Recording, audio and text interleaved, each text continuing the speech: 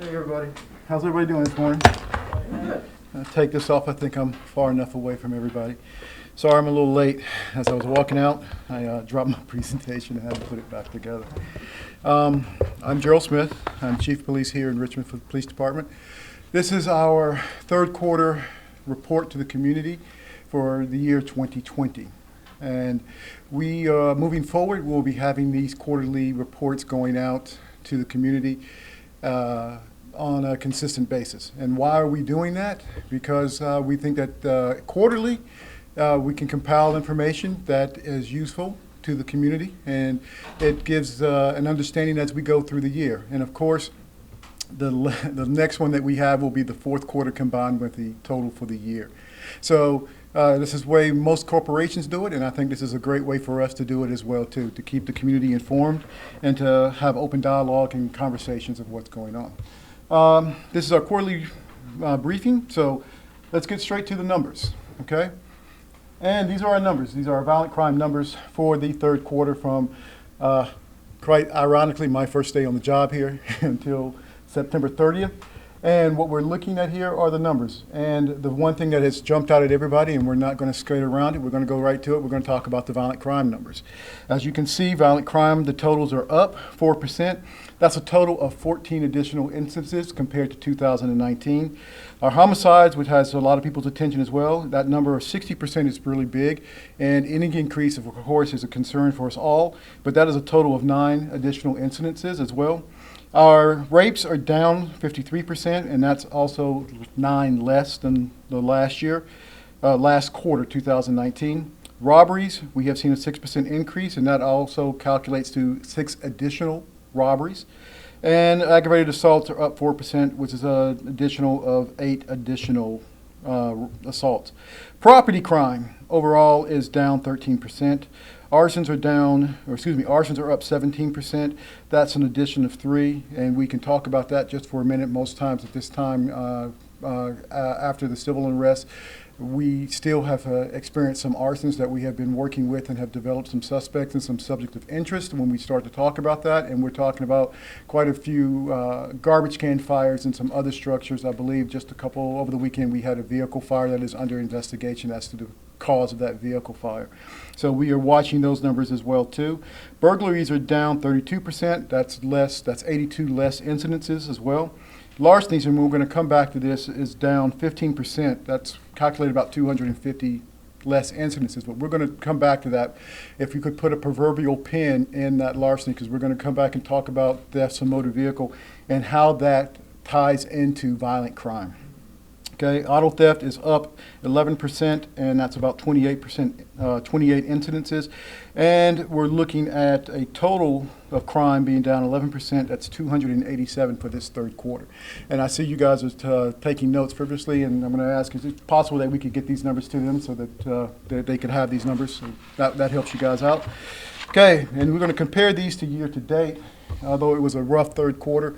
We also are looking at the violent crime total being down 13% and property crime down 10%, and all over that calculates about 10% decrease in crime so far for the year. We still have the fourth quarter to go, and we're going to continue to push our numbers.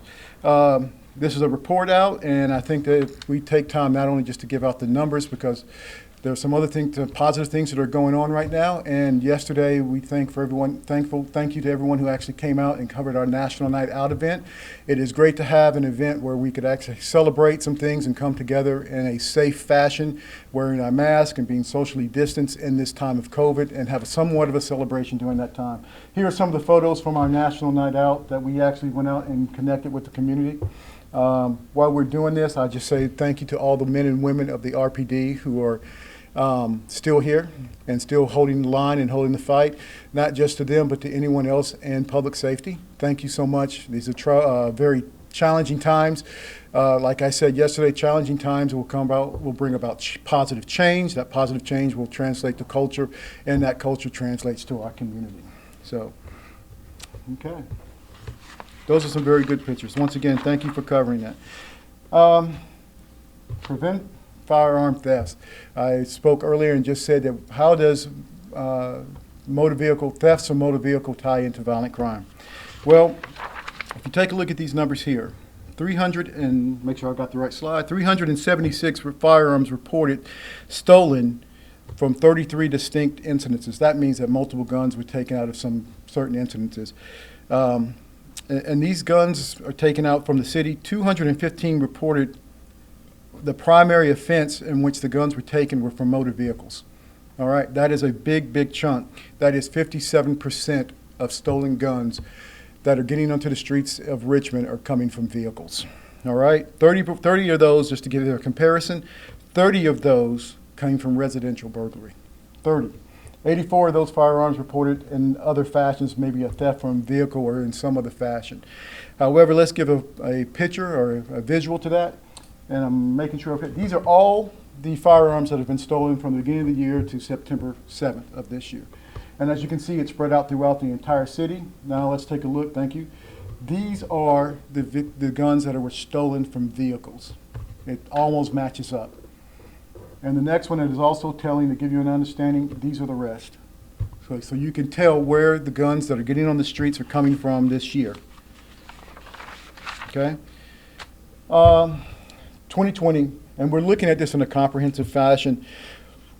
How are they coming out of the vehicles? As you can see, 179 firearms, or 83%, were taken from vehicles where we consider what is categorized as no force. That means no pry marks, no broken windows, no obvious force going into the vehicle. So some of those are unlocked, or we cannot exclude the possibility of an offender finding some kind of way to circumvent a lock. We cannot exclude that. But for the most part, unlocked vehicles in which these guns are being taken. Forced entry, I'm sorry, go back. I just want to say that. 36 firearms in which some kind of force was used, 16%. They break a window out and they force their way into the vehicle. Okay, these comparisons, take a look at these comparisons right here. Make sure I got the right chart. From 2019, that's up 20%. 166, that's going to be up another 20% from firearms stolen for the primary offense from motor vehicle theft. This also ties into theft of autos. Auto theft is also tied into that, because a lot of times people break into a car, they steal the car, and guess what they find while they are out in that car? They find a gun. But primarily 166 guns taken from vehicles that where the primary offense was to break into the vehicle. 46 firearms reported stolen in residential burglaries, that's down, and 63 reported in non-vehicle and other offenses. That's still up about 33%. Okay? As I said before, we're looking at this in a comprehensive manner. We understand that in this age of COVID, there are more people are buying guns, a lot of new gun owners out there, but also there is a law that went into place here that actually requires gun owners to report when their gun is being stolen. This also points to the fact that if this has an effect on the number of guns being reported, that most gun owners are law-abiding citizens. And that's why we speak to them right now in reference to these guns being stolen. Next slide. Once again, this threshold, what you can see, these numbers give you an indication of the guns being reported. As you can see, the reported is right here, but as you can see, we're not through 2020 yet, and we're already at 376. This is a trend that it's a disturbing trend, no matter if that trend is because of COVID or if it's because of the new law that these numbers are going up, but it's something that we need to take a look at. So stolen firearms used in violent crimes. Let's take a look at this and actually put some anecdotal characters to this. Firearms stolen from an unlocked vehicle in the Manchester neighborhood in 2018. This is where it was. A known felon spotted with a firearm in an apartment complex in East End last month, and the gun was recovered. And here you go. A firearm was stolen from an unlocked vehicle in Manchester. That's where the gun came back to. Okay? So it was on the street. It was on the street and in the hands of a felon. Okay? Warrants obtained, subject located, arrested with another firearm in his possession. Okay? It was stolen from a home in North Highland Park 1 month earlier. Just that quick. Okay? Back on the street. These guns, this is what we don't want to happen. We don't want guns in the hands of violent offenders and to felons and things of that nature. And those too young to illegally acquire them. And let me talk about that too young. If your gun is in your car and unsecure and you have kids and you're talking about little fingers and curious minds, and we all know that that is a disaster waiting to happen. If you buy a gun for legal reasons, for whatever reasons you have, there is no parent or no one who wants that gun into the hands of a kid who just gets too curious and something bad happens. So it's very important that we look at it in that way too. Not just out of the hands of violent offenders, but for the protection of our kids. Major crimes, this is exactly what they say. If we decrease the firearms available to violent offenders, those too young to illegally acquire them, we can decrease violent crime in Richmond. Those are the people who are charged with actually investigating these crimes. And I'm pretty sure that that would be also the same sentiment as every officer on the street at this time. Firearms seized so far this year, 544. All right? This is something that, last week, this went out last week. I hope you guys saw this, it went out. Firearms stolen from an open convertible last week. This went out. We're looking for help in locating this offender. As you can see, he walks up in a convertible, unsecured, no force. He reaches into the door because what's there? It's a firearm. He takes it and he goes with it. So we're asking those who have firearms to actually secure them because they don't want hands into the hands of offenders. Next slide. And what can we do? Right now, we have come across some gun locks that we have right now that you can pick up at every precinct, including headquarters. I am hoping that we have a supply problem once this word gets out. I'm hoping that we have to go out and find more of these to give out. I'm hoping anyone who needs one of these, which is a very simple lock, will not only take these, but to actually go out and use these. Just take a few minutes to secure your firearms, especially in cars and at home. We don't want these guns in the hands of violent offenders. We don't want them in the hands of children. There are other methods too. You can get for your cars when you go out. If you're going to buy a gun, actually talk to the seller to see exactly what methods that they have available for you to actually secure and to make your gun secure. This is a portable gun safe. I believe this one is secured with the chain around the bottom of the seat. It goes under the seat and the lock goes here and the gun goes in there. Very quick, very easy to make sure that it's safe and secure. Yes, in the 4th precinct. That's what I wanted to talk about as far as guns and being able to have an effect on violent crime. And we just hope that everyone who has a gun will secure that gun and make sure that things are safe not only for themselves and their families, but for all of Richmond. But is Dan Minton here right now? And just come up for a photo opportunity. Dan Minton is the captain over our 4th precinct at this time. Did you bring anybody with you, Dan? I did. Oh, come on up. This is just very quickly. This is Dan Minton.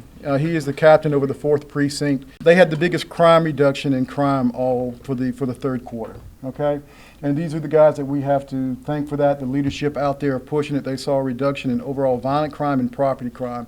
Although violent crime caught the attention of overall stats, Captain Minton and his leadership, and Major Elamine Jones as well too. Did a lot of things to push crime and get it down as well too. Of course, and Lieutenant Robinson as well too. And while we're up here for this crime report, not crime report, but this community report, I just wanted to take time out to thank them and to encourage them to keep up the good work. Okay. All right. I'll take a few questions.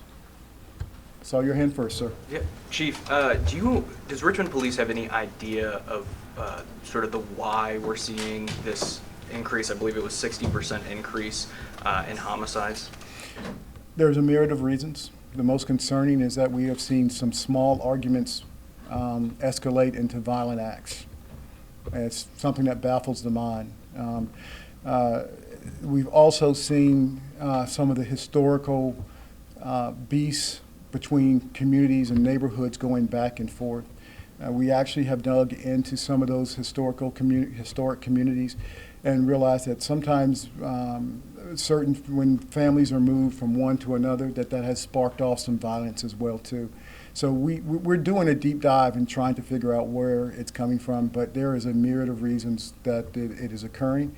I will say that the men and women of the Richmond Police Department are doing everything that they can, new initiatives, and they are measuring their initiatives and their work and their effort. And if it works, they continue. If it doesn't, they seek something else. And just quickly to follow up, I mean, in this environment that we're in right now, given the protests that happened this summer and that some folks clearly feel some sort of animosity to the Richmond Police Department, does that make it more difficult to investigate some of these violent crimes that we're seeing? I'm not going to skirt around that. Yes, it does. When you make us the villain And people in the community, some people start to believe that narrative. A lot of people don't, but some do. And the men and women in the back of the room will tell you, when you start to investigate crimes, our number one resource is the community.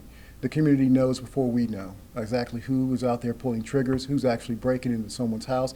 They know who the drug dealers are before we do.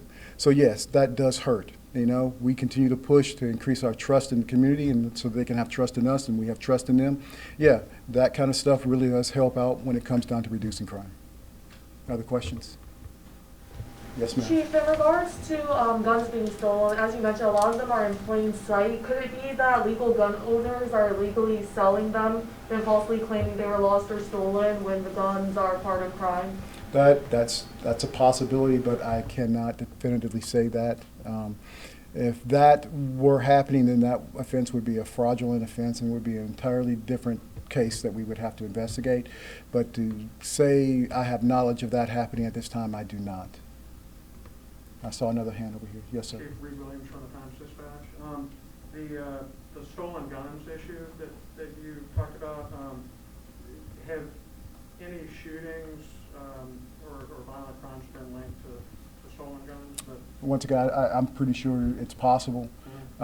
We have a program that we work with the ATF called NIBIN that helps us to link bullets, cartridges, guns together. And that program, we just hired a firearms expert a couple months ago or a month ago who is going to help us really push that together. And so if you ask that question, hopefully in the next 3 or 4 months, we will be able to pull that information very readily. But I can't say right now. I haven't taken that deep dive to take a look at that. But we do know that stolen guns, like we said before in the Manchester incident, yeah, they're finding their way into the hands of felons and violent offenders. And Chief, the third quarter is obviously compared to the numbers in the third quarter, the exact same period. Correct. 2020 is compared to 2019. Okay. All right. Okay. Anything else? Yeah, I have a few questions. I know I spoke to one of your, forgive me, first police precinct captain, Rick Edwards. He mentioned that a lot of these stolen vehicles may be tied to these drive-by shootings that you all have reported. Can you elaborate on that? How have possibly stolen firearms also been connected? Yeah, I mentioned earlier that about the primary offense of guns being taken. The secondary offense, or sometimes the primary offense, is actually vehicles being stolen. And this is something that is not just what we see in Richmond, but across the country. And it's a very, I can't explain it, but a lot of people who have vehicles are leaving valet keys in their cars. Okay? So it's pretty easy. Once they get inside the car, they get a valet key, and then they just take the car without force. I don't know why people do that, but they are. And sometimes those cars are used in violent offenses. And also, and the secondary offense is that they find someone with a gun in the car. So it's something that we are seeing a lot with our stolen vehicles. People are just leaving the access to the vehicle in the vehicle. I think I'd be remiss if I didn't ask you about the 2 officers that were indicted this week. Mm-hmm. Just what do you want Richmonders to know about how you all are handling or moving forward?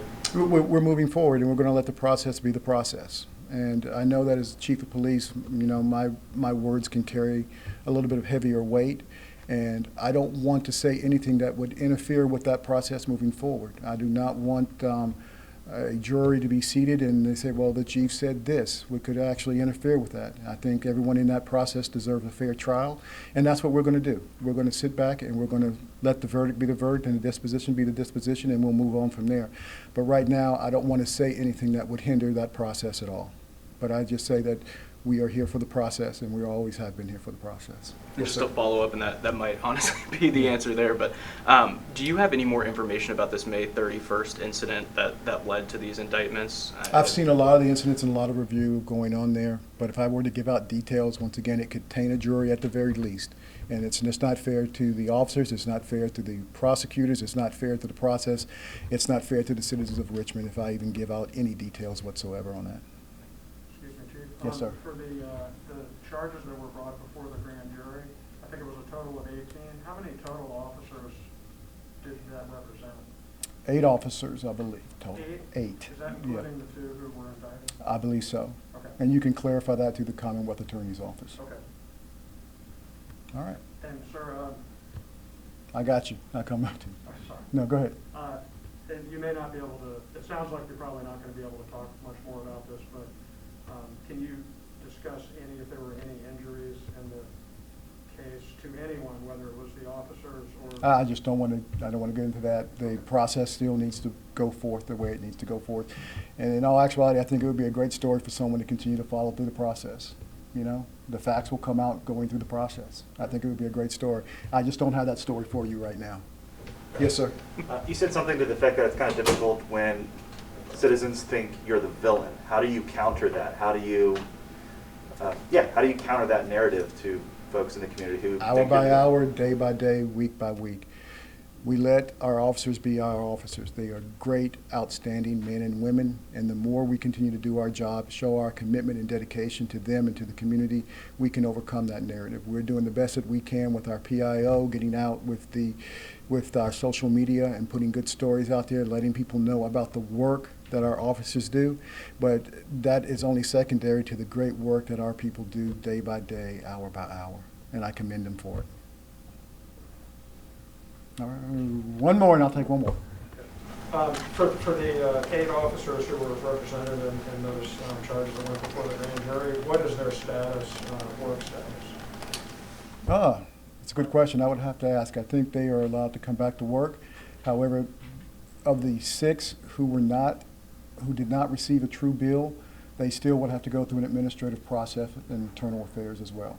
The other 2, I believe we put out a statement that they have been put on admin leave at this time, which is standard practice. With the protests and everything going on, officers have said they're not able to really immerse themselves and be in the community like they were before. What's the plan to get them back into those communities that need them the most so they can patrol and keep the area safe? What is the plan, or what is happening right now, is that they are back. And the question is not back. We have just moved resources. They are there. They've always been there. Their officers have always been in those communities. It is just that the men and women in the back of the room, the command staff has put their plan and their resources to address the violent crime and other crime too. Once violent crime, if it moves, we'll address it wherever it happens. So to get back to it, no, they've always been there. All right? Chief, may I ask one more question? Well, yes, sir. So it's about the crime initiatives. Is there anything, any other efforts that you want to focus on that you all are doing with the increase in violent crime? You know, Any other efforts? we are wrestling with the RVA basketball league right now. Historically, we know that has a positive effect on youth and a effect on the violent crime. And right now, we know that basketball is a high-risk COVID exposure. It is. So we are, and I'm happy that we're wrestling with the fact that, are we going to do this? How are we going to do this? Will it look different? How is it going to be done? Because people in the community, and of course, RPD, we see the value in that RVA basketball league. So yeah, we, just like anyone else in the country and any other industry, we continue to wrestle with COVID and how we can actually work around it, work through it, to actually get to the value that we're looking for.